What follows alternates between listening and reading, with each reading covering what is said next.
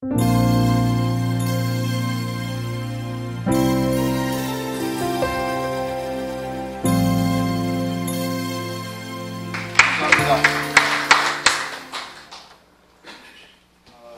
짧은 시간이라서 이 큰 주제를 정리하는데 6장으로 줄이라고 그래서 되게 힘들었습니다. 사실 원래 실력이 없는 사람에게 구현해서 말을 많이 해야 되거든요.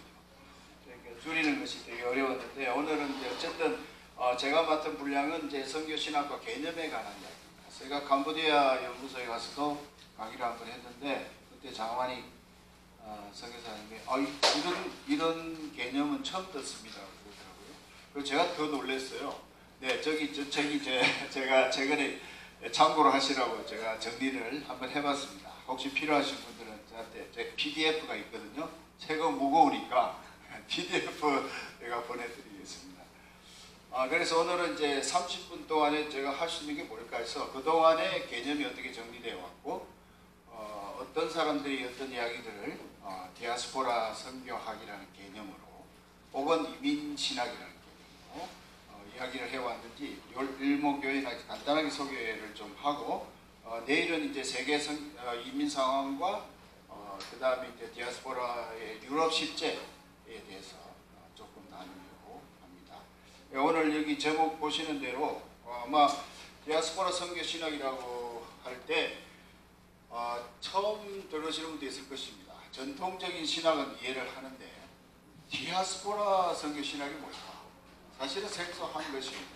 그래서 저희가 2000년대에 들어와서 디아스포라 로잔에서 이제 문제의식을 가지고 우리가 2015년에 모여서 이야기한 것이 이제 Compendium of Diaspora Missiology라는 책을 만들게 됐습니다. 좀 이따가 제가 소개를 하겠는데요. 첫 번째 개념은 어디서 나오냐면 성경에서 나왔습니다. 디아스포라 선교 신학이라는 개념이 어디서 나왔겠습니까? 하나님의 그 디바인 컨스피러시, 우리가 하나님의 업무라고 말하는 이 마지막 시대에 흩어진 자들을 통해서 선교의 완성을 하시고자 하는 하나님의 뜻이 있지 않는가, 그런 관점에서 저희가 했습니다. 그래서 뭐 간단하게 이야기하면 이 그림입니다. 여기 보시는 대로 구약 시대와 신약 시대 흩어진 자들에 대한 이야기들이 엄청나게 나오지 않습니까? 근데 그 핵심의 중심에 누가 있습니까? 그리스도가 탄생, 인카네이션이 그 중심에 있습니다. 그러므로 구약 시대의 익스퍼전, 에덴 추방과 그 다음에 아브라함의 부르심, 아브라함 카버넌트가 일어난 이보케이션, 그 다음에 일어났던 엑소더스, 출애굽에, 그 다음에 일어난 이제 엑사일, 바벨론 유수, 이 네 가지를 한 그림으로 구약을 저희가 이해할 수 있겠습니다. 그래서 구약의 디아스포라를 설명할 때는 4E로 설명을 많이 하고 있습니다. 옥스퍼드에서도. 그래서 4E라는 개념으로 설명하면 하나님이 사람을 흩어서 이루어지는 일들이 대부분 구약의 이야기라는 것이죠. 그리고 우리는 그것을 어떤 신학적 관점에서만 조명을 해왔는데, 근데 앞으로 우리는 성경을 디아스포라적 관점에서도 봐야 되지 않겠습니까? 하나님의 구속의 역사에 그 기저에 흐르는 틀이 디아스포라라는 것이죠. 근데 참 재미난 것은 제가 여기 화살표를 왜 했냐면은 이것이 쭉 어디에 초점을 맞추냐면 그리스도의 탄생에 맞춥니다. 그래서 우리가 이걸 부심점 선교라고 전통신학에서 이야기하죠. 그렇죠? 선교신학에서. 근데 이것이 예수 그리스도를 통과하면서 일어난 사건이 뭐냐면은 이제 그리스도의 탄생 이후에 나오는 사도행전 8장 1절에 네로의 박해 시대, 그것을 통해서 흩어져서 시작된 것이 안디옥 교회고, 안디옥 교회 안에 4개의 언어가 있었는데 그 언어를 통해서 코스모폴리탄 처치가 시작이 됩니다. 아시죠? 여러분 너무나 잘 아는 사건. 그 네로를 써셔서 하나님이 사람을 흩뜨기 시작해서 오늘 한국 한반도까지 오게 된 것이죠. 2000년 뒤에. 이것을 섭리라고 생각을 해야지, 이것이 그냥 신약의 한 스토리로 우리가 인식할 수 없다는 것입니다. 그래서 그 기저에는 디아스포라 인베디드 되어 있다는 거죠. 깔려있다는 것이 되겠습니다. 그리고 여러분 아시는 대로 그때 야고보스와 베드로스에 나타난 나그네, 이때 베드로가 개념을 정의합니다. 디아스포라를 히랍어로 우리가 바로이코이라는 말을 쓰거든요. 그 바로이코이라는 뜻이 뭐겠습니까? 직역을 하면 이민자라는 뜻입니다. 마이그런트라는 뜻입니다. 그래서 그 당시 베드로후서 1장 1절에 흩어진 나그네라는 개념을 벌써 베드로는 이민자라는 개념으로 쓰고 있다는 것이죠. 이제 좀 이해가 되시죠? 디아스포라는 컨셉이 얼마나 밀접하게 우리들과 연결이 되어 있는지 그 사건을 보여주는 내용이 바로 이 한 장의 그림입니다. 좀 더 구체적으로 나중에 더 논할 수 있겠지만 30분 내에 끝내야 되기 때문에 빨리 내려가겠습니다. 그러면 그동안에 디아스포라 선교신학의 동향은 어떻게 해왔는가? 제가 여기 말씀드린 것은 제가 거의 다 인발브 되어 있던 일들입니다. 첫 번째는 제우 한실스라고 앤드루 월스의 제자였던 그 에딘버러 신학교의 한 학생이 비욘드 엠파이어라는 책을 썼어요. 근데 박사를 마치고 지금은 아마 미국에서 교수 일을 하고 있죠. 근데 그분이 디아스포라는 주요한 종교들의 확장에 기여한 하나의 툴이었다. 그러니까 기독교만 확장된 것이 아니고 이슬람도 확장하는데 디아스포라를 쓰고 있습니다. 흩어진 이슬람 디아스포라들이 흩어져 나가서 엄청난 지금 전 세계에 거의 한 20억에 가까운 사람들이 무슬림들이지 않습니까? 어마어마한 숫자들이 디아스포라를 통해서 확장되어 나갔습니다. 미국에도 들어와 있고요. 여러분 제가 말씀드리지만 로스앤젤레스만 해도 한 13만 명이 지금 일하는 사람들이죠. 디모그래피를 찾아보면 수많은 종족이 아프가니스탄도 여기 와 있습니다. 네, 이런 것들을 여러분 이제 피부로 느낄 수 있고요. 그 다음에 2004년도에 로잔에서는 파타야에서 첫 모임을 가졌습니다. 그래서 7개 국가의 대표들이 모였고 한국은 옵저버로 한 분이 참석해서 발표는 못했습니다. 근데 그 7개 국가들이 발표한 내용을 모아서 만든 것이 로잔 Occasional Paper 55번인데 여러분 인터넷 들어가서 로잔에 들어가서 치면 나옵니다. 거기에 처음으로 디아스포라의 자원이 선교학적으로 중요하다라는 첫 인식을 했다고 보는 것이죠. 그 다음에 2010년 남아공 산자 로잔대에서 글로벌 디아스포라 네트워크가 출범했고 이 출범을 하기 위해서 그때 우리 백운영 여기 계신 백운영 선교사님하고 한때 5분이죠 그때. 7분. 네. 그 7분들이 모여서 LDLT라고 로잔 디아스포라 리더십 팀이라는 걸 꾸몄습니다. 미주 중심으로 그때는. 그래서 그분들이 2010년 남아공 10월 달에 10월이 맞죠? 네. 그때 모여서 회의를 하면서 태동한 것이 글로벌 디아스포라 네트워크입니다. 네. 거기에 이제 저도 참여하게 됐고 그 네트워크를 만들어서 지금까지 이제 디아스포라 네트워크가 움직이고 있는 것이죠. 그 이후에 2015년에는 성교 컴펜디움 이 책입니다. 스케트드 앤드 게더드라는 글로벌 컴펜디움 오브 디아스포라 미시올로지를 그때 테드 야마모리 비아들 측 총재도 하고 로잔 위원장도 했던 분인데 하고 조이티라라고 로잔 디아스포라 어소시에이트라는 타이틀을 가지고 로잔 책임은 디아스포라에서 책임은 로잔에서 지금 타이틀을 가진 사람이 있었습니다. 그 사람 두 사람하고 제가 초기에 이 컴펜디움 에디팅에 같이 참여해서 책이 나왔습니다. 근데 이 책이 지금 이제 저희들이 복음주의권에서 우리들 한번 들여다봐야 될 그런 책이라고 저는 생각하고 있습니다. 그 이후에 GDN을 중심으로 지역 대회들이 대륙별로 계속 전개되어 왔습니다. 그 흐름을 전체로 보면 이렇게 되겠습니다. 1907년에 헝가리에서 모여가지고 그때 테드 야마모리하고 조이티라고 저하고 같이 첫 모임을 했고요. 2009년에 서울 선언을 했고 서울에서 이제 햇불회관에서 그 햇불 트레이닝에서 모여서 서울 선언을 하고 2010년에 케이프타운에서 GDN 장례로 한 다음에 16년에 디아스포라 선교학이 옥스퍼드 레그남에서 출판이 됩니다. 그리고 그 이후에 이제 대회들이 영국, 남아공, 한국 등지에서 계속해서 로잔 운동 안에서 디아스포라가 공인을 받고 복음주의권 안에서 디아스포라라는 이름, 마이그레이션이라는 이름을 쓰지 않고 논쟁이 많았습니다. 마이그레이션을 를 만들 것이냐, 디아스포라 할 것이냐 하면서 논쟁하다가 우리는 복음주의권에서는 디아스포라라는 말이 훨씬 더 중요하다. 하나님의 섭리가 있기 때문에. 그래서 디아스포라는 말을 채택하고 마이그레이션은 WCC 쪽에서 지금 쓰고 있습니다.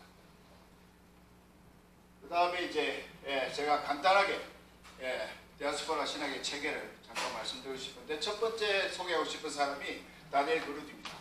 다니엘 그루디는 옥스포드에 와서 저희하고 이제 세미나도 하고 대화도 많이 했는데, 이분의 정말 관점을 보면 오늘 멕시코와 미국 사이에 일어나고 있는 수많은 그 이민자 이슈를 한마디로 이분은 잘 정리를 했어요. 그래서 이민 신학을 세 단계로 분류를 했는데, 처음에는 목양적 단계다, pastoral care 단계죠. 그 다음에 spiritual 단계, 그 다음에 theological 단계로 발전했습니다. 그래서 지금 우리가 선교사나 교회가 감당해야 될 영역은 목양적 단계입니다, 사실. 네. 이 단계를 넘어서야 spiritual, theological 이슈로 갈 수 있다는 거죠. 그래서 삼각형으로 해서 제일 밑에 거제에 pastoral care 단계가 있고, 그 위에 이제 spiritual, 그 위에 이제 theological 단계로 접근해서 체계화 시킬 수 있지 않을까.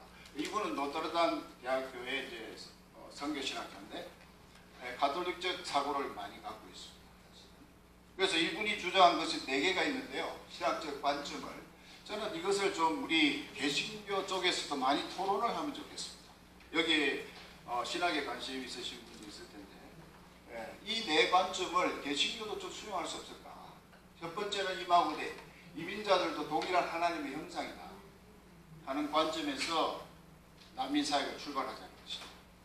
그 다음 두 번째는 버븐데이라고 해서 성육신하신 하나님 말씀, 그리스도의 화해의 차원에서, 흑백이 아니고 또 인종의 차원, 이런 데서 얼마나 많은 갈등이 있습니다. 근데 이거는 버븐데이를 통해서 우리가 풀어나가야 될 틀이 아닙니다. 세 번째는 미셔데이, 그리스도의 구속사회, 누구에게나 그리스도가 필요하다는 얘기예요. 이것은 난민이건 아니건. 그래서 우리가 난민에게 접근할 때는 하나님의 놀라운 은혜가 누구에게나 필요하다는 것을 우리 신경 속에 느껴야 되는 것이죠. 마지막으로는 이 완성입니다. 하나님 나라의 비지어데이, 국경의 차별 없이 하나님 나라가 어디서든지 실현될 수 있다. 멕시코 국경에서도 실현돼야 하고, 워싱턴 DC에서도 실현돼야 하고, 오늘 이 자리 로스앤젤레스에서도 이 4개의 관점들이 실현돼야 하지 않겠는가 하는 것이 이제 다니엘 그루디의 생각입니다. 그리고 이분이 멕시코 국경에서 관찰한 바에 의하면 멕시코 국경을 넘어오는 이 사람들의 가장 큰 동기는 가족을 먹여 살리기 위해서입니다. 자기 한 사람이 벌면 남아있는 가족 10명 이상이 먹고 삽니다. 여러분 아시잖아요. 필리핀 한 사람이 중동에 나가면 대가족이 먹고 삽니다. 필리핀의 GDP의 10% 이상이 이 사람들이 벌어들인 돈입니다. 이해가 되십니까? GDP의 10%가 이 사람들이 해외에서 보내는 송금이 레미턴스입니다. 저는 이거 보고 깜짝 놀랐어요. 디아스포라가 만들어낸 경제의 변화죠. 이것이 지금 월드뱅크에서도 굉장히 깊이 연구하고 있거든요. 어떻게 이 디아스포라가 국가의 GDP를 바꿀 수 있는 정도의 영향을 미치고 이런 내용인데, 특히 여기 보면 다니엘 그루디는 리트즈 오브 유카리스트, 그래서 그 한 사람의 희생을 통해서 다른 사람이 산다는 의미를 이렇게 유카리스트라는 개념으로 표현했습니다. 예수 그리스도의 반찬과 마찬가지죠. 자신의 몸을 우리에게 십자가에 주셔서 우리가 살아난다는 거죠. 네, 그것을 이제 신학적으로 비교할 수 있다. 저는 그렇게 생각하고 있습니다. 다니엘 그루디에 대해서 좀 더 아시고 싶으신 분 이 책을 참고 The Perilous Journey라는 책하고 몇 권이 나와 있습니다. 검색하시면 아마존에서 구입할 수 있습니다. 예, 그 다음에 이제 저희가 좀 복음주의권에서 좀 우리 피부에 와닿는 내용입니다. 예, 인호관, 포클랜드에 있는 신학교의 세미나리에 지금 성교학 교수로 계신 인호관 중국계 홍콩 출신입니다. 저희하고 같이 오랫동안 디아스포라 성교학을 많이 토론했거든요. 같이. 근데 이분은 이 4가지 관점을 잘 정리를 하셨어요. 지난번에 옥스포드 OCMS에 와서도 한번 이 내용을 소개를 했는데, 첫 번째는 전통적 신학과 디아스포라 성교학이 선교학이 두 개가 다 어떻게 다른가를 놓고 처음에는 이제 전통적으로는 양극화 이분법적 사고라는 거죠. 그 사회 정의와 영웅구원을 별개로 두었습니다. 그래서 한국에서도 특히 사회 사업을 하시는 분들은 선교적인 관점으로 보지 않았어요. 그래서 해외 나가면 무조건 교회하고 복음 전하고 길거리 나가서 전도하고 저같이 성경 번역하는 사람은 선교사라고 하기에 조금 2% 부족한 사람들 그렇게 보고 있습니다. 지금은 엄청나게 변했죠. 그게 왜 변했는가? 사람들이 이동하면서 세상이 바뀌니까 이제 홀리스틱하게 바뀌는 거죠. 그래서 복음도 3차 대회 때 크리스 라이트가 이야기했지만 하나님의 백성이라는 책에서 그런 얘기 하지 않습니까? 복음은 두 가지가 다 필요하다. 사회복음과 우리가 영웅구원. 그래서 이 복음의 두 양날개라는 이야기를 했습니다. 그래서 이 한쪽 날개는 온전한 복음이 아니다. 명확하게 명시를 했어요. 예, 그 책에 보면. 그래서 우리가 앞으로 복음집권에서도 이 두 가지를 다 해야 됩니다. 사회사업 하시는 분들을 너무 그냥 배타하지 말고 이 두 가지를 같이 풀어나가고 그래서 결국은 이제 앞으로 선교에 가는 방향이 이제 종체적일 수밖에 없다. 예, 홀리스틱 어프로치를 할 수밖에 없다는 것을 전제로 하고 있죠. 그것이 이제 디아스포라 선교학의 초점의 변화입니다. 그러면 개념은 어떤가? 개념이 어떻게 변하냐면 지역적입니다. 그래서 다이코토미컬하게 지역에서 세계로 보내고 또 보내고 받는다는 샌딩과 리시빙을 구분을 항상 해왔죠. 그래서 너는 가는 선교사, 나는 기도하는 선교사, 무릎 선교사 이런 개념들이 생겨난 거죠. 그동안에 쭉. 그래서 그것을 탈피해서 디테리토리얼라이즈 돼요. 지역 개념이 사라져 보더리스 됩니다. 그리고 학제가 인터디스플리네하게 이해할 수밖에 없어요. 특히 난민 이슈를 다루면 한 10가지 이상의 학제를 저희가 가지고 그 문제를 풀어야 되지 않습니까? 난민하면 뭐 이민 문제, 법 문제, 이민이 들어가면 이민법이 또 따로 그렇죠? 경제 문제, 통계 뭐 이런 것들은 우리가 신학교에서는 전혀 세미나리에서는 입도 번긋하지 않던 이런 이슈들을 지금 다루지 않으면 선교를 할 수 없는 시대가 된 거죠. 그러니까 우리가 지금 점점 선교사가 컨설턴트의 관점의 수준으로 올라가야 되지 않는가. 다양한 영역에서. 그럼 내가 못하면 팀워크로 팀 사역이 일어날 수밖에 없는 전문성, 변호사도 참여. 난민 문제를 다루려면 변호사가 반드시 참여하거든요. 이 난민의 이슈는 엄청나게 문제가 많습니다. 독일도 마찬가지입니다. 3분의 2는 쫓겨나거든요. 그럼 쫓겨나는 근거를 만들어야 되니까 그걸 또 변호하는 사람들이 있어요. 그래가지고 예, 또 독일도 절차가 무지하게 복잡하거든요. 이런 상황 가운데 있는 학제 간의 소통이 생겨날 수밖에 없는 상황이다. 그리고 세 번째 관점. 지리적 부분, 국가 단위 학문의 부분이 이제 경계가 없고 국가 간이다. 그래서 트랜스내셔널한 관점들이 많이 생겨나서 초국가적인 활동들이 엄청나게 일어나고 있다는 거예요. 그래서 요즘에 가장 뜨는 디아스포라의 전문 용어 중에 하나의 가장 핫한 것이 트랜스내셔널리즘. 이 트랜스내셔널리즘을 가지고 논문을 요즘 많이 쓰고 있습니다. 그래서 저도 이제 좀 들여다보고 있는데 이것이 과연 우리의 복음주의 선교하고 어떤 연관고리가 있을까? 이제 여기에 대해서 여러분들도 좀 깊이 들여다보시기 바랍니다.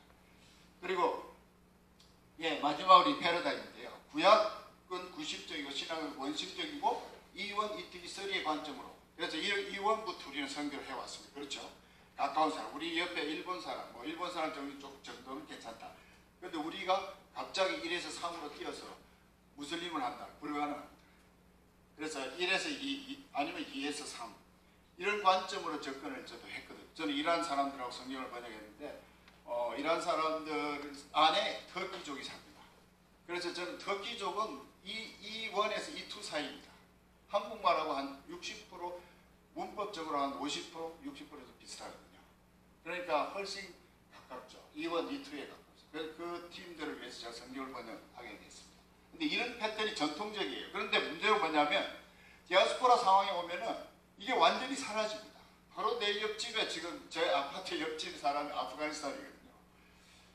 그러니까 나는 한 번도 생각해 보지 아프가니스탄 사람 내 옆에서 잔다는 걸 난 상상 못했죠. 옛날에는. 근데 지금 그분이 바로 매일 만나는 분이 된 거죠. 그럼 어떻게 하겠습니까? 그분을 상대를 해야 되는 거죠. 내 능력으로 안 되니까 성경을 따라서 주님이 인도해 주시기를 바라는 거죠. 내가 할 수 있는 일이 아무것도 없어요.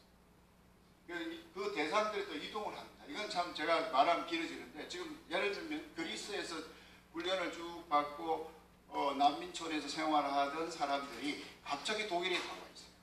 그러니까 거기서 몇 년 동안 도왔던 선교사들이 다 독일로 따라와요. 그리고 요번에도 지금 이 주간에 지금 그 사람들을 위해서 지금 컨퍼런스를 하고 있습니다. 제가 여기 안 왔으면 거기 가야 되는 세상인데, 네, 그렇게 세상이 바뀌었다는 거죠. 정말 우리는 상상을 하는 그 이상입니다. 지금 일어나고 있는 선교 상황이.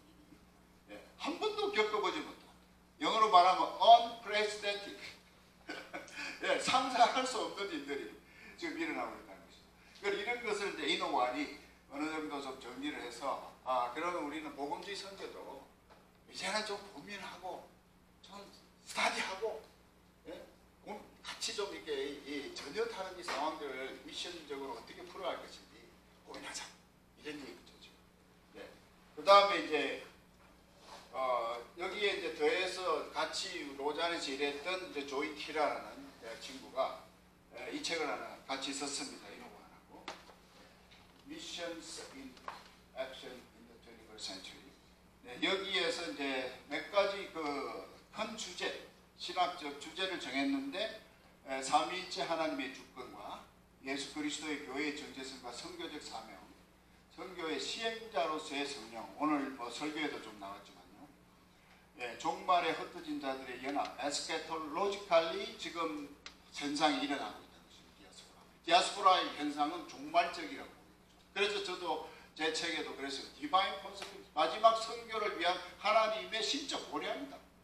이보다 더 종말적일 수가 있을까, 그런 생각이 듭니다. 내일 제가 그 현상에 대해서는 좀 더 통계를 갖고 이야기하겠습니다만, 예, 그런 종말적인 상황에 처해 있다는 것이죠. 그리고 우주적 갈등, 영적 전쟁, 이건 특별히 좀 심각한 것이 인신매매라든가 소위 말하는 그 프로스티튜션, 이런 쪽에 엄청난 영적 전쟁들이 일어납니다. 여자애들이 만약 이란에서 영국까지 건너오는데 한 2만 불 듭니다. 밀수한 사람을 서막을 내주는 예, 마피아들이. 그런데 그 오는 과정 속에 여자들이 무슨 일을 당하는지는 몰라요. 이거는 통계도 없어요. 근데 저는 좀 더 그래요. 네, 이런 것들이 영적 싸움이지 않습니까? 어둠의 싸움과의 전쟁이 디아스포라 상황이죠. 근데 이거는 우리 교회는 그럼 이런 문제는 어떻게 대할 것입니까? 이건 너무나 심각한 이슈입니다. 심각해요. 네, 이건 말하기 어려운 상황이죠. 나라도 감당이 안 돼요. 국가도 감당이 안 되는 이슈입니다. 이런 것들이 일어납니다. 그걸 좀 말씀을 드리고, 얼마 남았습니까? 조금 7분 남았습니다. 네, 2개 남았습니다. 네, 그래서 이제 제가 지금 말씀드린 것은 멕시코 국경에 일어났던 그런 신학적인 이슈, 선교 신학적 이슈들, 그 다음에 에이노완과 조이티라를 통해서 일어나는 아시아 중심의 변화들이 주로 집중되어 있는데, 그 다음에 한 축이 남아 있는데 이것은 아프리카입니다. 아프리카 제오 한신스라는 친구가 이분이 면밀하게 비욘드 엠파이어라는 책에서 자기 박사학위 논문 같아요. 근데 거기서 이제 이런 자기 관점의 그 선교학적 반출을 하고 있습니다. 네, 그 첫 번째는 디아스포라 자원은 한국 기독교 선교에 중요한 영향을 끼친다. 예, 사무엘 에스코바 여러분 잘 아시죠? 레네 바티자하고 비서부의 대표적인 선교학자입니다. 예, 레네 바티자는 돌아가셨고 지금 사무엘 에스코바 마드리드에 살고 계신데, 예, 가끔 저도 한 번씩 만나긴 합니다만 연세가 꽤 되셨어요. 그런데 이 두 분의 공헌이 엄청납니다. 이 두 분이 얼마나 공헌을 했느냐, 74년도 로잔 대회 할 때 로잔 언약에 참여하신 분들이에요. 이 두 분. 그러니까 레전드잖아요. 레전드. 그러니까 우리 비서부에는 인물입니다. 이 두 분. 저는 이 두 분을 되게 좋아하는데, 왜냐하면 그분들이 갖고 있는 그 서구가 보지 못하는 통찰이 너무 많은 거예요. 그래서 이분도 디아스포라 하더니 한국 기독교 선교의 가장 중요한 팩터다. 이 디아스포라. 그냥 사람 왔다 갔다 하는 이 현상이 아니라 이것이 어쩌면 기독교 선교의 방향을 털 수 있는 중요한 틀이 될 것이다. 80인지 이후에 국가 간 이동 구조 발생으로 새 질서가 구축됐다. 그리고 유럽 제국주의가 해체되고 1960년 이후에 우리가 말하는 소위 이제 그 탈식민지화, 예, 아시죠? 예, 그때부터 이제 디아스포라가 본물처럼 아프리카에서 터져나옵니다. 다 유럽으로 들어오고 있어요. 예, 그것이 이제 탈식민지 이후의 일입니다. 그리고 남반구에서 북반구로 이동을 했고 유럽 재보고마와 이슬람 대응 자원으로서의 디아스포라를 이분이 아프리카에서 보게 된 거죠. 그러니까 유럽에 지금 2천만 명 이상 이슬람 디아스포라가 들어와 있는데 그 이슬람 디아스포라를 유럽 국가가 감당하기 어렵습니다. 그럼 누가 하겠습니까? 그 대응 세력으로서 기독교 디아스포라들이 등장하게 된 거죠. 그것이 대부분 아프리카에서 올라온 사람들. 가나, 나이지리아, 유간다. 여기서 온 사람이 실제로 나이지리아 교회는 2만 명 이상 런던에 모이고 있습니다. 매주. 예. 유럽에서 가장 큰 아프리카 교회. 나도 그 목사님도 만나고 대화해봤지만 어마어마하다. 그 규모가. 예. 자기들은 런던을 복음하기 위해서 왔다. 왜 런던을 뒤집을 기세예요. 완전히. 그런 분위기입니다. 예. 그래서 이슬람 대응 자원으로서 대수입니다. 정체성이 있고 이민교회에 대해 대규모 개종이 일어난다는 거. 그리고 이민국가가 접근하지 못한 틈새 사역. 근데 그 호스트 칸츄리가 감당할 수 없는 이런 다민족적인 구도 안에서 할 수 있는 것은 이민자 교회가 할 수 있는 거죠. 그러니까 이민자 교회가 그 틈새를 감당하고 있습니다. 특히 아프리카. 그리고 다원주의 상황에 익숙하기 때문에 탁월한 선교 역량을 지니고 있다고 판단이 되는 것이죠. 그러니까 우리가 디아스포라를 단지 구제의 대상을 보는 것이 아니라 그들이 앞으로 다가올 다원주의 시대의 다민족 다종교 상황에서 중요한 선교의 자원이라는 거예요. 이해되시죠? 이 선교의 자원입니다. 그냥 우리의 복음의 대상이 아니라 미래의 선교의 자원을 어떻게 만들 것인가. 한 걸음 더 나아가서 우리가 지금 봐야 돼요. 그런 상황이죠. 특히 트랜스내셔널리즘의 힘은 기독인들에게 선교에 참여할 수 있는 역량을 크게 향상하고 이동성, 역동성 측면에서 가장 전략적인 위치에 있다고 이제 제호 한실스가 지금 판단하고 있습니다. 그래서 정리하겠습니다. 30분이기 때문에 길게는 못하겠고, 그래서 성경적 관점만 몇 가지 나누고 그 다음 바톤을 넘기겠습니다. 디아스포라 성경의 관점들은 많이 있지만 특히 자발적, 비자발적 동기로 오고 가는 이런 그 원리에 따라서 선교적인 이주가 미래의 기독교의 선교 방향을 제시하고 있다. 그래서 미셔널한 마이그레이션이 우리에게 주는 뜻은 무엇일까? 그쪽에서 이제 선교학자들이 좀 고민을 해야 돼요. 저도 고민을 하고 있습니다. 이게 무슨 의미인가? 이 마이그레이션이 미셔널한 마이그레이션들의 역할이 뭘까? 그런 생각을 하고 있고, 두 번째 제가 알 수 있는 것은 복음 전파 사역을 동시에 제하는 총체적 선교가 이제는 피할 수 없는 문제라는 것이고, 탈지역화하고 학제 간 협력이 불가피해져서 경계가 없는 선교 영역과 소위 성령 따름의 전략과 더불어 선교의 대상의 이동으로 인한 대안 등 네트워크 사역. 과거에는 네트워크라는 개념이 없고 이제 주로 선교사 중심의 마이킹덤 개념으로 했지 않습니까? 근데 그것이 더 이상 먹히지 않는다는 거죠. 그래서 가능한 넓혀서 전공이 다른 사람들이 모여서 팀워크를 하고 그 팀워크에서 나오는 시너지를 통해서 그 나라가 변하도록 이렇게 어떻게 풀어야 돼요. 그러니까 네트워크가 굉장히 중요한 키워드가 됐고요. 남반구에서 북반구로 이동함으로써 교회의 모습이 신약시대의 모형을 점점 닮아가고 있다. 아시아 아프리카 교회의 성장의 글로벌 이동을 또 더 촉진하는 얘기가 돼서 사실은 지금 보스턴 지역, 미국의 보스턴 지역 주변에 여러분이 잘 아시는 그 큰 교회들이 쓰러지고 있다 이렇게 이야기 많이 하지 않습니까? 유럽도 그렇거든요. 큰 교회들이 그 기능을 못하고 있는데 그런데 그러면 기독교가 죽어가는 것인가? 아니라는 것이죠. 그 주변에 우죽순처럼 일어나고 있는 마이그런트 처치들, 그 마이그런트 처치들의 부흥을 우리가 지금 사이런 리바이벌이라는 말로 우리가 부르고 있는데 사실은 우리가 모르는 부흥이 일어나고 있는 거예요. 오늘 이게 자노 선교사님도 아마 그런 이야기 조금 하실 텐데 이민이 줄어드는 게 아니라 디아스포라가 더 활성화되고 있는 거죠. 점점 늘어나고 있는 거죠. 그러니까 기독교 선교가 쪼그라드는 것이 아니라 북반구에서 그래비티가 남반구로 옮겨간다는 것이죠. 그러니까 이민 교회는 카운팅하지 않고 죽어가는 교회만 카운팅을 하니까 안 보이는 거예요. 그래서 우리가 이제 그런 포인트에서 좀 더 많은 연구를 하고 이 주류 교회들에게도 도전을 줄 수 있지 않습니까? 하는 것이 이제 제가 유럽에 살면서 느낀 소감입니다. 감사합니다.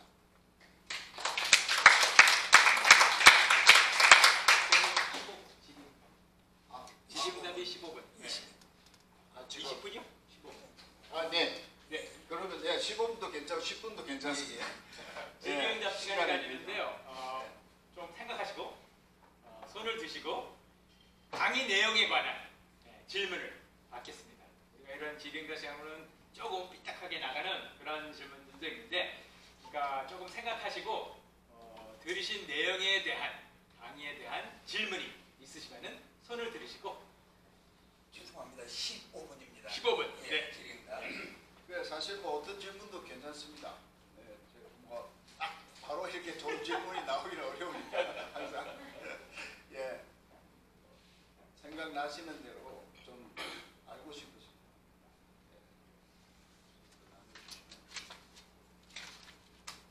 느낀 소감도 좀.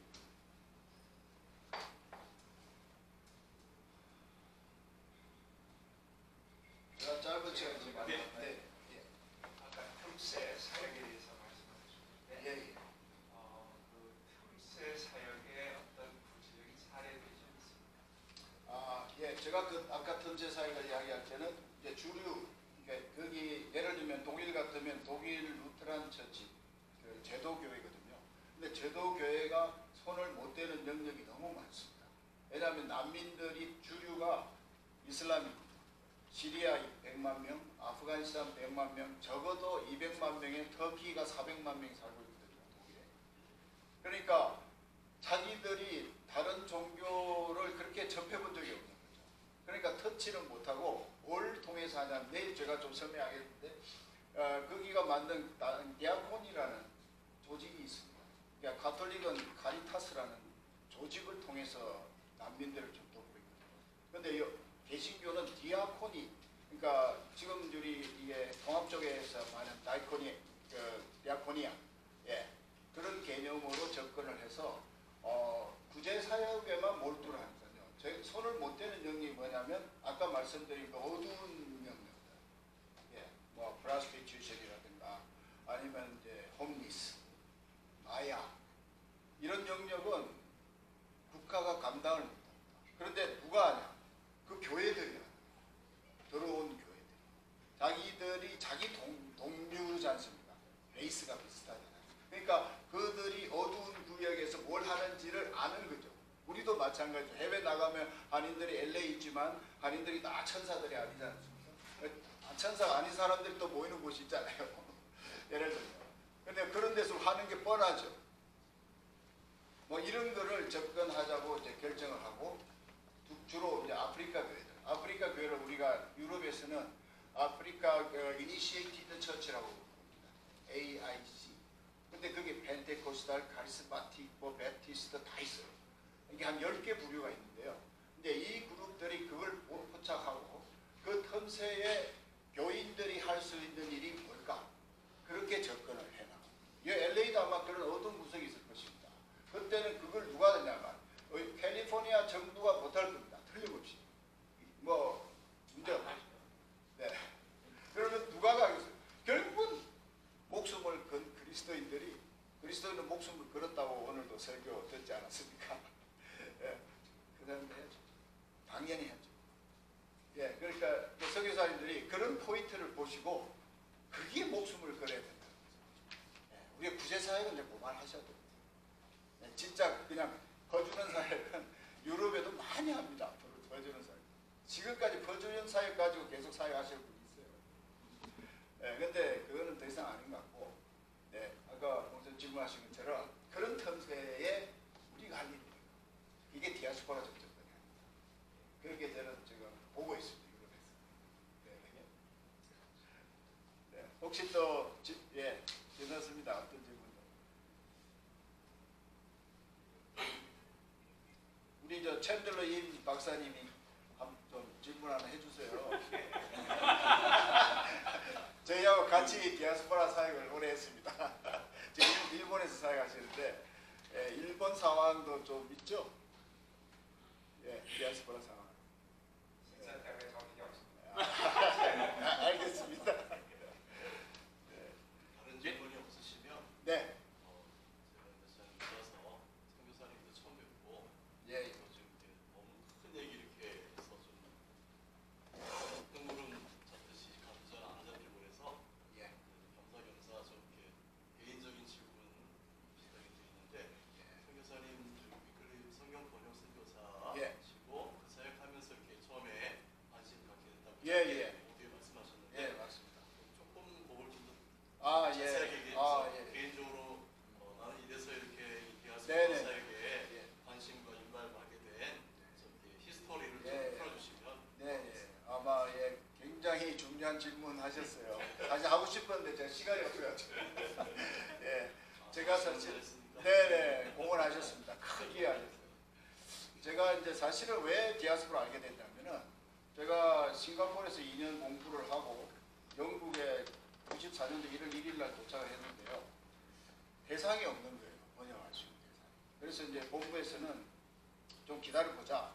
그랬는데 런던에 갔더니 이런 사람들이 있는데 그 사람들이 만든 선교부가 있어요. 그게 일람 미니스트리입니다. 일람. 그게 일람마이트의 후예들이거든요. 이란 사람들. 아시죠?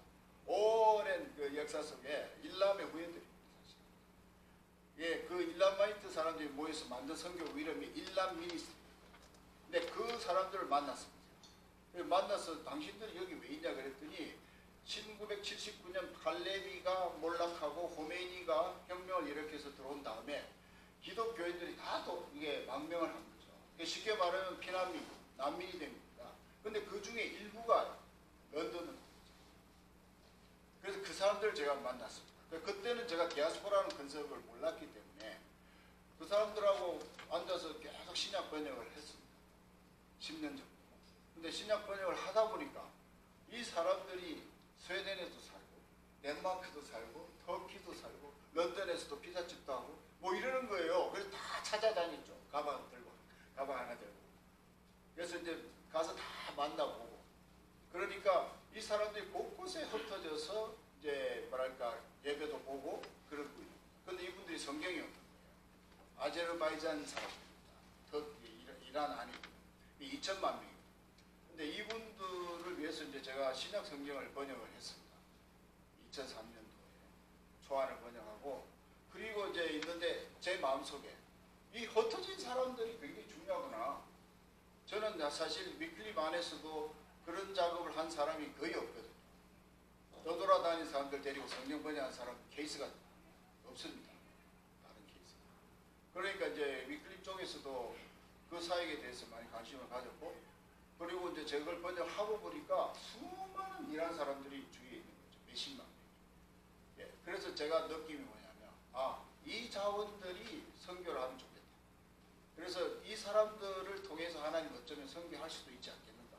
이제 그런 생각을 품게 됐고 그러다 보니까 다른 종족이 독일 안에 있는 어느 종족만 따져도 500개가 넘습니다. 근데 이 수많은 종족 가운데 1990년대에 제가 계산을 해보니까 위클립에서 유럽에서만 한 70개 언어가 번역이 되고 있었어요. 유럽 안에서. 우리 보통 파푸아뉴기니 가야 되잖아요. 인도네시아 가야 되는데. 제가 사역하는 그 1990년대 그 당시에 제가 카운팅을 해봤거든요. 70개 언어가 독일과 유럽 상황에서 번역이 진행되고 있는 거죠. 그래서 저는 그걸 보면서 하나님의 컨스피러시구나. 왜냐 하나님께서 사람들 우리 앞에 보내셔서 우리가 그들의 말씀을 전할 수 있도록 만들 수 있도록 불러주셨다는 거. 제가 이란에 가면 안 되거든요. 못 가죠. 이란은 절대로 못 들어갑니다. 저희가. 저는 또 블랙리스트에 올라 있어가지고 이란 그 선교부가 그 이란 그 대사관이 전부 그 우리나라 안기부처럼 다 이란 사람들 조사하고 다니거든요. 그래서 저도 이제 블랙리스트 한번 올라간 적이 있는데 이제 그런 상황이기 때문에 이란 안에서 꿈도 꿀 수 없습니다. 그런데 밖에서 이제 그런 일을 쭉 하다 보니까 중요한 거는 하나님 우리 앞에 보내주신 사람들을 통해서 일을 할 수밖에 없는, 특히 이제 성경 번역 같은 거 10년, 20년씩 해야 되는데 안에서 하다가 다 들키거든요.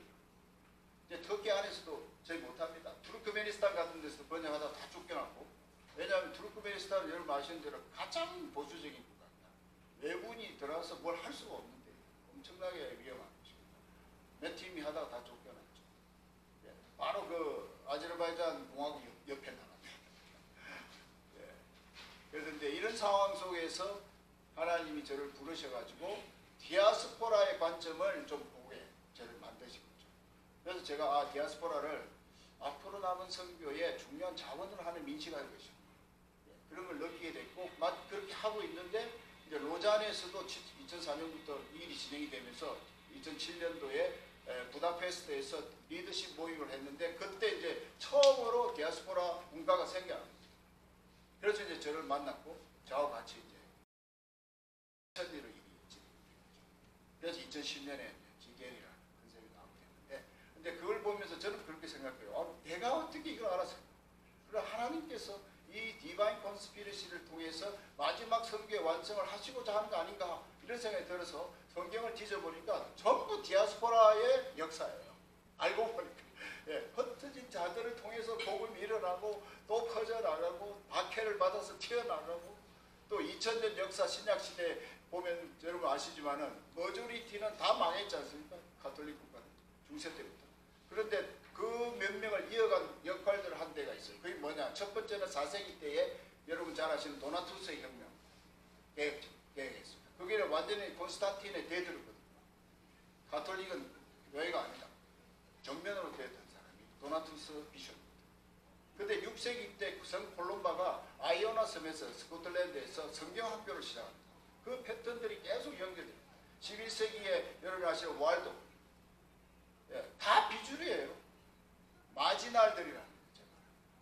하나님은 머저리를 통해서 일을 안 하시고 꼭 그런 사람들 데리고 일하시는 걸 제가 알게 됐거든요. 그리고 14세기에 영국의 옥스포드에 존 위클립이 나타나서 성경을 번역해서 평민들의 눈을 열어버렸죠. 그래서 그것이 100년 뒤에 야누스가 연결되고, 그 100년 뒤에 백조가 탄생합니다. 그것이 마틴 루터죠. 마틴 루터 뒤에도 계속됩니다. 이것이. 그러니까 나는 뭘 생각하냐면은, 우리는 한 사람의 그 순종한 사람을 통해서 역사가 일어나지, 어떤 제도나 무슨 거대한 어떤 바실리카를 가지고 있는 이런 조직들을 통해서 일어나는 것은 아니다. 그걸 제가 확실히 알게 됐습니다. 한 사람의 헌신을 통해서 이렇게. 그러니까 우리가 디아스포라 중에도 한 사람만 제대로 세워도 성공입니다. 그 사람이 그 민족을 책임을 질 것입니다. 그래서 우리가 너무 물량적으로 접근하지 말고 이제는 좀 개량적으로, 질적으로 좀 접근하면서 한 사람을 특히 하나님 앞에 세울 수 있도록 우리가 좀 여러분의 앰비션을 좀 줄여가지고 그렇게 소박하게 미션을 하는 게 어떨까, 이런 생각을 제가 성경을 번역하면서 깊이 깨닫게 됐습니다. 그래서 저도 큰일 벌이는 거 되게 싫어요. 사실 그동안에 저도 큰데 많이 쫓아다녔잖아요. 근데 what's that? So what?